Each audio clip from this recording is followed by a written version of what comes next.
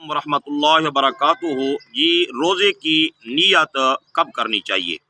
تو مسئلہ یہ ہے کہ روزے کی نیت بہتر تو یہ ہے کہ صبح صادق سے پہلے پہلے کر لی جائے، اور اگر کسی نے صبح صادق سے پہلے روزے کی نیت نہیں کی اور پھر صبح صادق ہو گئی، صبح صادق کے بعد اس نے کچھ کھایا پیا نہیں ہے، تو اب بھی روزے کی نیت کر سکتا ہے۔ اور اسی طرح اگر صبح صادق ہو گئی ہے، روزے کی نیت نہیں تھی،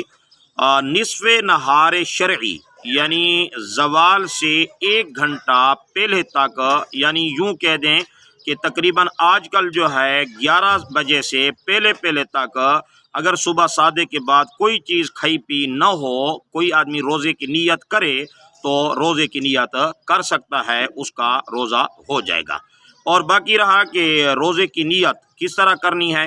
تو روزے کی نیت اتنا ہی الفاظ کہہ دے یا دل کے اندر یہ خیال کر لے کہ میرا آج روزہ ہے، یا رات سے اگر نیت کرے کہ میرا کل سے روزہ ہے، تو اس کے روزے کی نیت ہو گئی ہے،